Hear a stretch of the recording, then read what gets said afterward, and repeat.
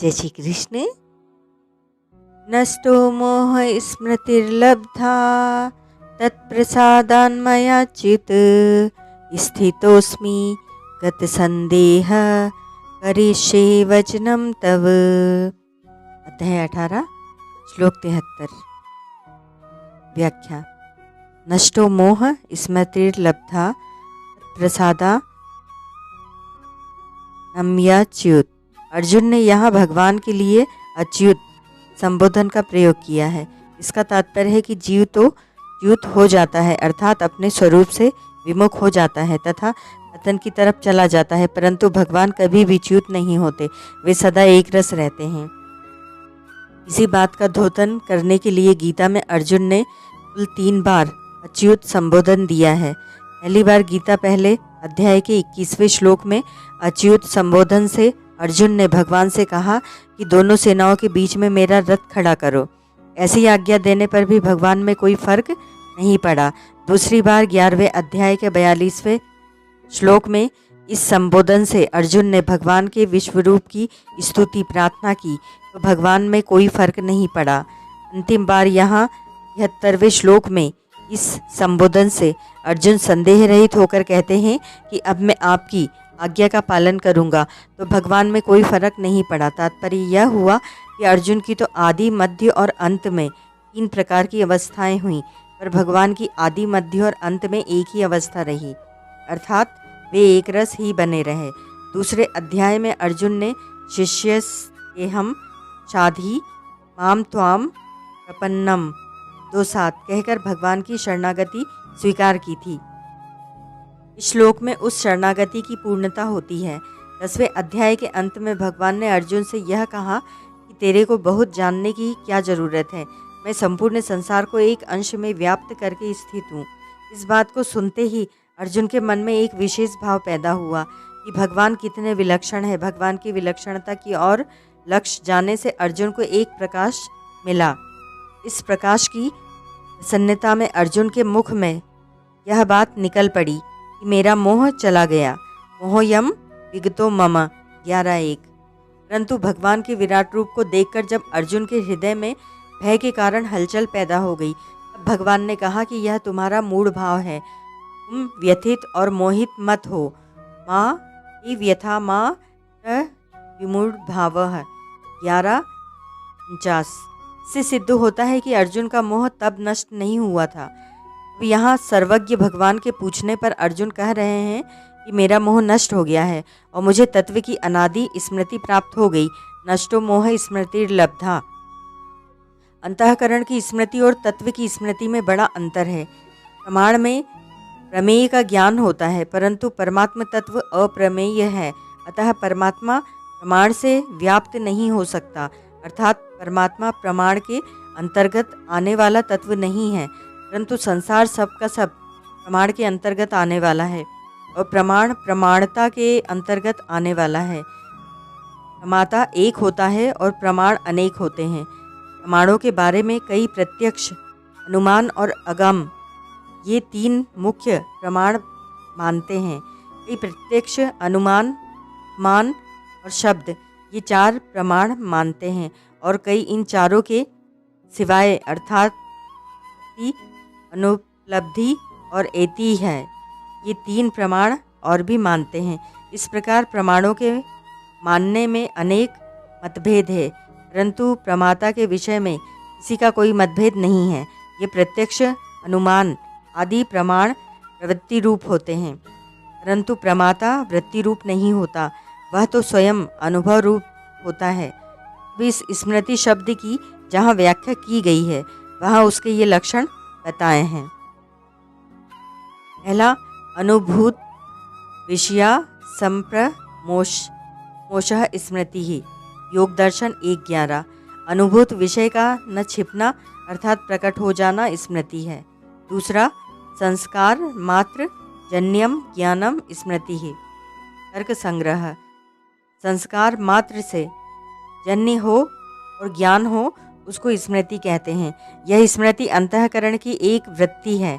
यह वृत्ति प्रमाण, विपर्यय, विकल्प, निद्रा और स्मृति 5 प्रकार की होती है तथा हर प्रकार की वित्ती के दो भेद होते हैं, क्लिष्ट और अक्लिष्ट। संसार की वृत्ति रूप स्मृति क्लिष्ट होती है अर्थात बांधने वाली होती है, और भगवत संबंधी वृत्ति रूप स्मृति अक्लिष्ट होती है अर्थात क्लेश को दूर करने वाली होती है। इन सब वृत्तियों का कारण अविद्या है, परंतु परमात्मा अविद्या से रहित है, इसलिए परमात्मा की स्मृति स्वयं से होती है, वृत्ति या करण से नहीं। परमात्मा की स्मृति जागृत होती है तो फिर उसकी कभी विस्मृति नहीं होती, जबकि अंतःकरण की वृत्ति में स्मृति और विस्मृति दोनों होती हैं। परमात्मा तत्व की विस्मृति या भूल तो सत्य संसार को सत्ता और महत्ता देने से ही हुई है। यह विस्मृति अनादिकाल से है, अनादिकाल से होने पर भी इसका अंत हो जाता है।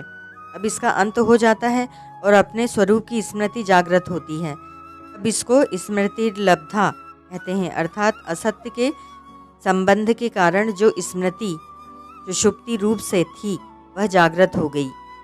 यहाँ अर्जुन का सांसारिक गीता दूसरे अध्याय का 52वां श्लोक और शास्त्रीय गीता दूसरे अध्याय का 53वां श्लोक दोनों प्रकार का मोह नष्ट हुआ है। हमें जो संसार का ज्ञान होता है वह प्रत्यक्ष आदि प्रमाणों के द्वारा ही होता है, क्योंकि संसार विवेक विचार का विषय है, परंतु जो विवेक विचार का विषय नहीं है तो विवेक विचार का प्रकाशक है, उसको विवेक विचार द्वारा नहीं जाना जा सकता। कारण कि जो वस्तु प्रकाश्य होती है वह प्रकाशक को प्रकाशित करने में असमर्थ होती है, इसलिए जो सबका प्रकाशक और आश्रय है वह परमात्म तत्व श्रद्धा विश्वास का विषय है, विचार का नहीं। जिन लोगों की शास्त्रों पर श्रद्धा होती है वे शास्त्रों से परमात्मा को मान लेते हैं, अथवा जिनकी तत्वज्ञ जीवन मुक्त अनुभवी भगवत प्रेमी संत महापुरुषों पर श्रद्धा होती है वे उनके वचनों से परमात्मा को मान लेते हैं, स्वीकार कर लेते हैं। इससे उनका अंतःकरण और इंद्रियां प्रमाण नहीं है, इसमें तो शास्त्र और संत महापुरुष ही प्रमाण हैं। जो श्रद्धालु और आस्तिक हैं उनके लिए तो शास्त्र और संत महापुरुष प्रमाण हो सकते हैं, और जो अश्रद्धालु और नास्तिक है उनके लिए शास्त्र और संत महापुरुष प्रमाण नहीं हो सकते। तात्पर्य यह हुआ कि इंद्रियों और अंतःकरण का जो विषय है वह तो प्रत्यक्ष प्रमाण है, और अनुमान आदि जो प्रमाण हैं वे प्रत्यक्ष मूलक युक्ति प्रमाण हैं, परंतु संत महापुरुष और शास्त्र प्रमाण में तो केवल श्रद्धा ही मुख्य हेतु है। तीसरा, जिससे जाना जाता है वह प्रमाण होता है, और जिसका ज्ञान होता है वह प्रमेय होता है, और जो जानने वाला है वह प्रमाता होता है, अर्थात इंद्रियां एवं अंतःकरण प्रमाण है, संसार प्रमेय है और स्वयं चेतन प्रमाता है। जैसे एक आदमी सोया हुआ है और एक मुर्दा पड़ा हुआ है, इन दोनों में महान अंतर है। ऐसे ही अंतःकरण की स्मृति विस्मृति दोनों ही मुर्दे की तरह जड़ है, पर स्वरूप की स्मृति सुप्त है, जड़ नहीं। केवल जड़ का आदर करने से सोए हुए की तरह ऊपर से वह स्मृति लुप्त रहती है, अर्थात आवृत रहती है। उस आवरण के न रहने पर उस स्मृति का प्राकट्य हो जाता है, उसे स्मृति लब्धा कहते हैं, अर्थात पहले से जो तत्व मौजूद है उसका प्रकट होना स्मृति है, और आवरण हटने का नाम लब्धा है। साधकों की रुचि के अनुसार उसी स्मृति के 3 भेद हो जाते हैं। पहला कर्मयोग अर्थात निष्काम भाव की स्मृति, दूसरा ज्ञान योग अर्थात अपने स्वरूप की स्मृति, और तीसरा भक्ति योग अर्थात भगवान के संबंध की स्मृति। इस प्रकार इन तीनों योगों की स्मृति जागृत हो जाती है, क्योंकि ये तीनों योग स्वतः सिद्ध और नित्य हैं। ये तीनों योग जब वृत्ति के विषय होते हैं तब ये साधन कहलाते हैं, परंतु स्वरूप से ये तीनों नित्य हैं, इसीलिए नित्य की प्राप्ति को स्मृति कहते हैं। तात्पर्य यह हुआ कि इन साधनों की स्मृति विस्मृति हुई है, अभाव नहीं हुआ है। असत्य संसार के पदार्थों को आदर देने से अर्थात उनको सत्ता और महत्ता देने से राग पैदा हुआ। यह कर्मयोग की विस्मृति आवरण है। असत्य पदार्थों के संबंध से अपने स्वरूप की विमुखता हुई अर्थात अज्ञान हुआ। यह ज्ञान योग की विस्मृति है। अपना स्वरूप साक्षात परमात्मा का अंश है। इस परमात्मा से विमुख होकर संसार के सम्मुख होने से संसार में आसक्ति हो गई, उस आसक्ति से प्रेम ढक गया। यह भक्ति योग की विस्मृति है। स्वरूप की विस्मृति अर्थात विमुखता का नाश होना यहाँ स्मृति है। उस स्मृति का प्राप्त होना और प्राप्त का प्राप्त होना नहीं है, प्रत्युत नित्य प्राप्त का प्राप्त होना है। नित्य स्वरूप की प्राप्ति होने पर भी उसकी विस्मृति होना संभव नहीं है, क्योंकि स्वरूप में कभी परिवर्तन हुआ नहीं, वह सदा निर्विकार और एकरस रहता है। परंतु वृत्ति रूप स्मृति की विस्मृति हो सकती है, क्योंकि वह प्रकृति का कार्य होने से परिवर्तनशील है। इन सब का तात्पर्य यह हुआ कि संसार तथा शरीर के साथ अपने स्वरूप को मिला हुआ समझना विस्मृति है, और संसार तथा शरीर से अलग होकर अपने स्वरूप का अनुभव करना स्मृति है। अपने स्वरूप की स्मृति स्वयं से होती है, इसमें करण आदि की अपेक्षा नहीं होती। जैसे मनुष्य को अपने होनेपन का ज्ञान होता है, उसमें किसी प्रमाण की आवश्यकता नहीं होती। जिसमें करण आदि की अपेक्षा होती है वह स्मृति अंतःकरण की एक वृत्ति ही है। स्मृति तत्काल प्राप्त होती है, इसकी प्राप्ति में देरी अथवा परिश्रम नहीं है। कर्ण कुंती के पुत्र थे, परंतु जन्म के बाद जब कुंती ने उनका त्याग कर दिया, तब धीरथ नामक सूत की पत्नी राधा ने उनका पालन पोषण किया। इससे वे राधा को ही अपनी माँ मानने लगे। जब सूर्यदेव से उनको यह पता लगा कि वास्तव में मेरी माँ कुंती है, तब उनको स्मृति प्राप्त हो गई, अब मैं कुंती का पुत्र हूँ। ऐसी स्मृति प्राप्त होने में इतना समय लगा, इतना परिश्रम या अभ्यास करना पड़ा, इतना जोर आया। पहले उधर लक्ष्य नहीं था, अब उधर लक्ष्य हो गया। केवल इतनी ही बात है। स्वरूप निष्काम है, शुद्ध बुद्ध मुक्त है और भगवान का है। स्वरूप की विस्मृति अर्थात विमुक्ता से ही जीव सकाम बद्ध और सांसारिक होता है। ऐसे स्वरूप की स्मृति वृत्ति की अपेक्षा नहीं रखती, अर्थात अंतःकरण की वृत्ति से स्वरूप की स्मृति जागृत होना संभव नहीं है। स्मृति तभी जागृत होगी जब अंतःकरण से सर्वथा संबंध विच्छेद होगा। स्मृति अपने ही द्वारा अपने आप में जागृत होती है। अतः स्मृति की प्राप्ति के लिए किसी के सहयोग की या अभ्यास की जरूरत नहीं है, कारण कि जड़ता की सहायता के बिना अभ्यास नहीं होता, जबकि स्वरूप के साथ जड़ता का लेश मात्र भी संबंध नहीं है। स्मृति अनुभव सिद्ध है, अभ्यास साध्य नहीं है। इसलिए एक बार स्मृति जागृत होने पर फिर उसकी पुनरावृत्ति नहीं करनी पड़ती। स्मृति भगवान की कृपा से जागृत होती है। कृपा होती है भगवान के सम्मुख होने पर, और भगवान की सन्मुखता होती है संसार मात्र से विमुख होने पर। जैसे अर्जुन ने कहा कि मैं केवल अपनी आपकी आज्ञा का ही पालन करूंगा, करिष्ये वचनम तव। ऐसे ही संसार का आश्रय छोड़कर केवल भगवान के शरण होकर कह दें कि हे नाथ, अब मैं केवल आपकी आज्ञा का ही पालन करूंगा। तात्पर्य यह है कि स्मृति की लब्धि में साधक की सम्मुखता और भगवान की कृपा ही कारण है। इसलिए अर्जुन ने स्मृति के प्राप्त होने में केवल भगवान की कृपा को ही माना है। भगवान की कृपा तो मात्र प्राणियों पर अपार अटूट अखंड रूप से है। जब मनुष्य भगवान के सम्मुख हो जाता है तब उसको उस कृपा का अनुभव हो जाता है। तत्प्रसादात मयाच्युत पदों से अर्जुन कह रहे हैं कि अपने विशेषता से जो सर्वगुहायतम तत्व बताया, उसकी मुझे विशेषता से स्मृति आ गई कि मैं आपका ही था, आपका ही हूँ और आपका ही रहूँगा। यह जो स्मृति आ गई है, यह मेरी एकाग्रता से सुनने की प्रवृत्ति से नहीं आई है, अर्थात यह मेरे एकाग्रता से सुनने का फल नहीं है, प्रत्युत यह स्मृति तो आपकी कृपा से ही आई है। पहले मैंने शरण होकर शिक्षा देने की प्रार्थना की थी और फिर यह कहा था कि मैं युद्ध नहीं करूँगा, परंतु मेरे को जब तक वास्तविकता का बोध नहीं हुआ तब तक आप मेरे पीछे पड़े ही रहे। इसमें तो आपकी कृपा ही कारण है।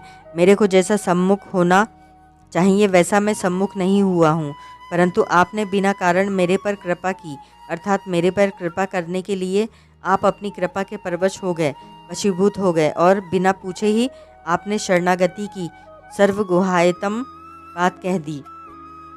इसी अध्याय का 64वां, 65वां, 66वां श्लोक। उसी अहेतु की कृपा से मेरा मोह नष्ट हुआ है। स्थितोस्मि गत संदेह करिष्ये वचनम तव। अर्जुन कहते हैं कि मूल में मेरा जो यह संदेह था कि युद्ध करूं या न करूं, न चेत सिद्धः तरन्नो गरीयः तो छे, वह मेरा संदेह सर्वथा नष्ट हो गया है और मैं अपनी वास्तविकता में स्थित हो गया हूँ। वह संदेह ऐसा नष्ट हो गया है कि न तो युद्ध करने की मन में रही और न युद्ध न करने की ही मन में रही। अब तो यही एक मन में रही है कि आप जैसा कहें वैसा मैं करूं, अर्थात अब तो बस आपकी आज्ञा का पालन ही करूंगा। करिष्ये वचनम तव। मेरे को युद्ध करने अथवा न करने से किसी तरह का किंचन मात्र भी प्रयोजन नहीं है। अब तो आपकी आज्ञा के अनुसार लोक संग्रहार्थ, युद्ध आदि जो कर्तव्य कर्म होगा वह करूंगा। अब एक ध्यान देने की बात है कि पहले कुटुंब का स्मरण होने से अर्जुन को मोह हुआ था। उस मोह के वर्णन में भगवान ने यह क्रिया बताई थी। विषयों के चिंतन से आसक्ति, आसक्ति से कामना, कामना से क्रोध, क्रोध से मोह, मोह से स्मृतिर्भ्रंश, स्मृतिर्भ्रंश से बुद्धिनाश और बुद्धिनाश से पतन होता है। गीता दूसरे अध्याय का 62वां श्लोक। अर्जुन भी यहाँ उसी प्रक्रिया को याद दिलाते हुए कहते हैं कि मेरा मोह नष्ट हो गया है और मोह से जो स्मृति भ्रष्ट होती है वह स्मृति मिल गई है। नष्टो मोह स्मृतिर्लब्धा। स्मृति नष्ट होने से बुद्धि नाश हो जाता है। इसके उत्तर में अर्जुन कहते हैं कि मेरा संदेह चला गया है। गत संदेह बुद्धिनाश से पतन होता है। उसके उत्तर में कहते हैं कि मैं अपनी स्वाभाविक स्थिति में स्थित हूँ, स्थितोस्मि। इस प्रकार उस प्रक्रिया को बताने में अर्जुन का तात्पर्य है कि मैंने आपके मुख से ध्यानपूर्वक गीता सुनी है, तभी तो आपने सम्मोह का प्रयोग किया है और सम्मोह की परंपरा कहाँ कही है वह भी मेरे को याद है, परंतु मेरे मोह का नाश होने में तो आपकी कृपा ही कारण है। यद्यपि वहाँ का और यहाँ का दोनों का विषय भिन्न भिन्न प्रतीत होता है, क्योंकि वहाँ विषयों के चिंतन करने आदि क्रम से सम्मोह होने की बात है और यहाँ सम्मोह मूल अज्ञान का वाचक है। फिर भी गहरा विचार किया जाए भिन्नता नहीं दिखेगी। वहाँ का विषय ही यहाँ आया है। दूसरे अध्याय के 61वें से 63वें श्लोक तक भगवान ने यह बात बताई कि इंद्रियों को वश में करके अर्थात संसार से सर्वथा विमुख होकर केवल मेरे परायण होने से बुद्धि स्थिर हो जाती है, परंतु मेरे परायण न होने से मन में स्वाभाविक ही विषयों का चिंतन होता है। विषयों का चिंतन होने से पतन ही होता है, क्योंकि वह आसुरी संपत्ति है। परंतु यहाँ उत्थान की बात बताई है कि संसार से विमुख होकर भगवान के सम्मुख होने से मोह नष्ट हो जाता है, क्योंकि यह देवी संपत्ति है। तात्पर्य यह हुआ कि वहाँ भगवान से विमुख होकर इंद्रियों और विषयों के प्रायण होना पतन में हेतु है, और यहाँ भगवान के सम्मुख होने पर भगवान के साथ वास्तविक संबंध की स्मृति आने में भगवत कृपा ही हेतु है। भगवत कृपा से जो काम होता है वह श्रवण, मनन, निधिध्यासन, ध्यान, समाधि आदि साधनों से नहीं होता। कारण कि अपना पुरुषार्थ मानकर जो भी साधन किया जाता है उस साधन में अपना सूक्ष्म व्यक्तित्व अर्थात अहम भाव रहता है। वह व्यक्तित्व साधन में अपना पुरुषार्थ न मानकर केवल भगवत कृपा मानने से ही मिटता है। मार्मिक बात, अर्जुन ने कहा कि मुझे स्मृति मिल गई, स्मृतिर्लब्धा, तो विस्मृति किसी कारण से हुई। जीव ने असत्य के साथ तादात्म्य में मानकर असत्य की मुख्यता मान ली, इसी से अपने सत्य स्वरूप की स्मृति हो गई। स्मृति होने से इसने असत्य की कमी को अपनी कमी मान ली। अपने को शरीर मानने, मैंपन तथा शरीर को अपना मानने, मेरापन के कारण इसने असत्य शरीर की उत्पत्ति और विनाश को अपनी उत्पत्ति और विनाश मान लिया एवं जिससे शरीर पैदा हुआ उसी को अपना उत्पादक मान लिया। कोई प्रश्न करे कि भूल पहले हुई कि असत्य का संबंध पहले हुआ, अर्थात भूल से असत्य का संबंध हुआ कि असत्य के संबंध से भूल हुई, तो इसका उत्तर है कि अनादिकाल से जन्म मरण के चक्कर में पड़े हुए जीव को जन्म मरण से छुड़ाकर सदा के लिए महान सुख करने के लिए अर्थात केवल अपनी प्राप्ति कराने के लिए भगवान ने जीव को मनुष्य शरीर दिया। भगवान का अकेले में मन नहीं लगा, एकाकी न रमते, बृहदारण्यक 1:4-3। इसीलिए उन्होंने अपने साथ खेलने के लिए मनुष्य शरीर की रचना की। खेल तभी होता है जब दोनों तरफ के खिलाड़ी स्वतंत्र होते हैं। अतः भगवान ने मनुष्य शरीर देने के साथ साथ इसे स्वतंत्रता भी दी और विवेक, सत असत्य का ज्ञान भी दिया। दूसरी बात, अगर इसे स्वतंत्रता और विवेक न मिलता तो यह पशु की तरह ही होता। इसमें मनुष्यता की किंचन मात्र भी कोई विशेषता नहीं होती। इस विवेक के कारण असत्य को असत्य जानकर भी मनुष्य ने मिली हुई स्वतंत्रता का दुरुपयोग किया और असत्य में, संसार के भोग और संग्रह के सुख में आसक्त हो गया।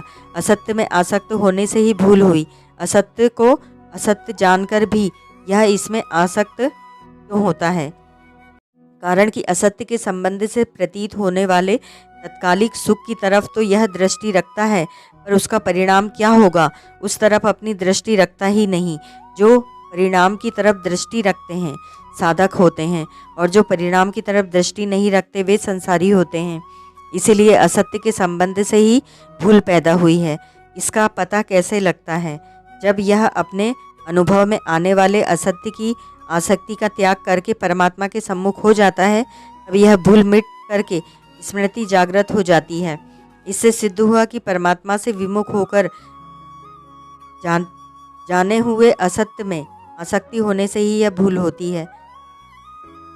असत्य को महत्व देने से होने वाली भूल स्वाभाविक नहीं है, इसको मनुष्य ने खुद पैदा किया है। जो चीज़ स्वाभाविक होती है उसमें परिवर्तन भले ही हो, पर उसका अत्यंत अभाव नहीं होता, परंतु भूल का अत्यंत अभाव होता है। इससे यह सिद्ध होता है कि इस भूल को मनुष्य ने खुद उत्पन्न किया है, क्योंकि जो वस्तु मिटने वाली होती है वह उत्पन्न होने वाली ही होती है। इसलिए इस भूल को मिटाने का दायित्व भी मनुष्य पर ही है, जिसको वह सुगमतापूर्वक मिटा सकता है। तात्पर्य है कि अपने ही द्वारा उत्पन्न की हुई इस भूल को मिटाने में मनुष्य मात्र समर्थ और सबल है। भूल को मिटाने की सामर्थ्य भगवान ने पूरी दे रखी है। भूल मिटते ही अपने वास्तविक स्वरूप की स्मृति अपने आप में ही जागृत हो जाती है और मनुष्य सदा के लिए कृतकृत्य, ज्ञात ज्ञातव्य और प्राप्त प्राप्तव्य हो जाता है। अब तक मनुष्य ने अनेक बार जन्म लिया है और अनेक बार कई वस्तुओं, व्यक्तियों, परिस्थितियों, अवस्थाओं, घटनाओं आदि का मनुष्य को संयोग हुआ है, परंतु उन सभी का उससे वियोग हो गया और वह स्वयं वही रहा। कारण कि वियोग का संयोग अवश्यंभावी नहीं है, पर संयोग का वियोग अवश्यंभावी है। इससे सिद्ध हुआ कि संसार से वियोग ही वियोग है, संयोग है ही नहीं। अनादिकाल से वस्तुओं आदि का निरंतर वियोग ही होता चला आ रहा है, इसलिए वियोग ही सच्चा है। इस प्रकार संसार से सर्वथा वियोग का अनुभव हो जाना ही योग है। हम विद्यात दुख संयोग वियोगम योग संगीतम, गीता 6:23। वह योग नित्य सिद्ध है। स्वरूप अथवा परमात्मा के साथ हमारा नित्य योग है और शरीर संसार के साथ नित्य वियोग है। संसार के संयोग की संभावना होने से ही वास्तव में नित्य योग अनुभव में नहीं आता।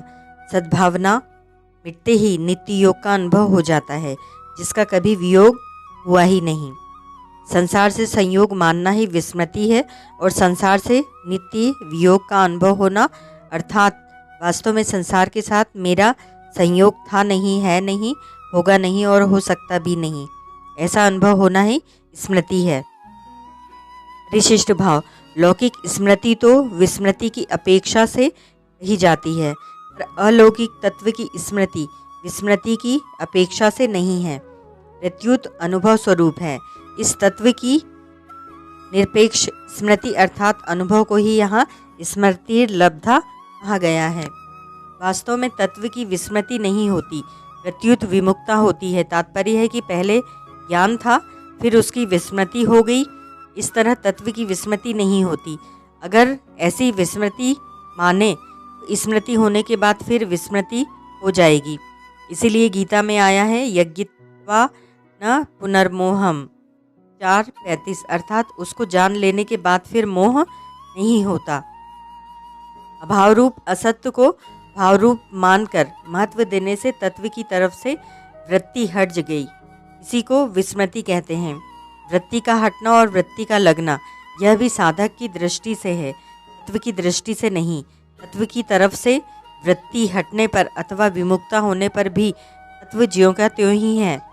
अभाव रूप असत्य को अभाव रूप ही मान ले तो भाव रूप तत्व स्वतः ज्यों का त्यों रह जाएगा। विचार दो तरह का होता है, एक विचार करना होता है और एक विचार उदय होता है। जो विचार किया जाता है उसमें तो क्रिया है, पर जो विचार उदय होता है उसमें क्रिया नहीं है। विचार करने में तो बुद्धि की प्रधानता रहती है, पर विचार उदय होने पर बुद्धि से संबंध विच्छेद हो जाता है। अतः तत्वबोध विचार करने से नहीं होता, प्रत्युत विचार उदय होने से होता है। तात्पर्य है कि तत्व प्राप्ति के उद्देश्य से सत असत्य का विचार करते करते जब असत्य छूट जाता है, तब संसार है ही नहीं, हुआ ही नहीं, होगा ही नहीं, होना संभव ही नहीं, इस विचार का उदय होता है। विचार का उदय होते ही विवेक बोध में ऋणित हो जाता है, अर्थात संसार लुप्त हो जाता है और तत्व प्रकट हो जाता है। मानी हुई चीज मिट जाती है और वास्तविकता रह जाती है। विचार का उदय होने को यहाँ स्मृति लब्धा कहा गया है। अपरा प्रकृति भगवान की है, परंतु हमने गलती यह की है कि अपरा के साथ संबंध जोड़ लिया, अर्थात उसको अपना और अपने लिए मान लिया। यह संबंध हमने ही जोड़ा है, इसको छोड़ने की जिम्मेवारी भी हमारे पर ही है। अपरा के साथ संबंध मानने से ही भगवान के नित्य संबंध की विस्मृति हुई है और हम बंधन में पड़े हैं। इसीलिए अपरा के संबंध विच्छेद से ही हमारा कल्याण होगा। अपरा से संबंध विच्छेद करने के लिए शरीर मेरा और मेरे लिए नहीं है, इस विवेक को महत्व देना है। विवेक को महत्व देने से अपरा मेरी और मेरे लिए है ही नहीं, यह स्मृति प्राप्त हो जाती है। अर्जुन को द्वैत अथवा अद्वैत तत्व का अनुभव नहीं हुआ है, प्रत्युत द्वैत अद्वैत से अतीत वास्तविक तत्व का अनुभव हुआ है, कारण कि द्वैत अद्वैत मोह है, जबकि अर्जुन का मोह नष्ट हो गया है। जीव अनादिकाल से स्वतः परमात्मा का है, केवल संसार के आश्रय का त्याग करना है। अर्जुन को मुख्य रूप से भक्ति योग की स्मृति हुई है। कर्मयोग तथा ज्ञान योग तो साधन है, परंतु भक्ति योग साध्य है, इसीलिए भक्ति योग की स्मृति ही वास्तविक है। भक्ति योग की स्मृति है वसुदेवः सर्वम, अर्थात सब कुछ भगवान ही है। वसुदेवः सर्वम का अनुभव करना स्मृति लब्धा है। यह अनुभव केवल भगवत कृपा से ही होता है। प्रसादात वचन सीमित होते हैं, कृपा असीम होती है। चिंतन में तो कर्तत्व होता है, पर स्मृति में कर्तत्व नहीं है, कारण कि चिंतन मन से होता है, मन से परे बुद्धि है, बुद्धि से परे अहम है और अहम से परे स्वरूप है। उस स्वरूप में स्मृति होती है। चिंतन तो हम करते हैं, पर स्मृति में केवल उधर दृष्टि होती है। स्मृति के समय भी तत्व तो वैसा का वैसा ही है, तत्व में स्मृति नहीं है, इसीलिए उधर दृष्टि होते ही स्मृति हो जाती है। स्थितोस्मि गत संदेह। पहले क्षात्र धर्म की दृष्टि से युद्ध करना ठीक दिखता था, फिर गुरुजनों के सामने आने से युद्ध करना पाप दिखने लगा, परंतु स्मृति प्राप्त होते ही सब उलझनें मिट गईं। मैं क्या करूं, युद्ध करूं कि नहीं करूं, यह संदेह संशय शंका दूर नहीं रही। मेरे लिए अब कुछ करना बाकी नहीं रहा, प्रत्युत केवल आपकी आज्ञा का पालन करना बाकी रहा। ऋष्य वचनम तव, यही शरणागति है। ज्ञान होने पर अनापन नयापन कुछ नहीं दिखता, अर्थात पहले अज्ञान था अब ज्ञान हो गया, ऐसा नहीं दिखता। ज्ञान होने पर ऐसा अनुभव होता है कि ज्ञान तो सदा से ही था, केवल मेरी दृष्टि उधर नहीं थी। अगर पहले अज्ञान था पीछे ज्ञान हो गया, ऐसा माने तो ज्ञान में सादीपना आ जाएगा, जबकि ज्ञान सादी नहीं है, अनादि है। जो सादी होता है वह शांत होता है और जो अनादि होता है वह अनंत होता है। ओम तत्सत।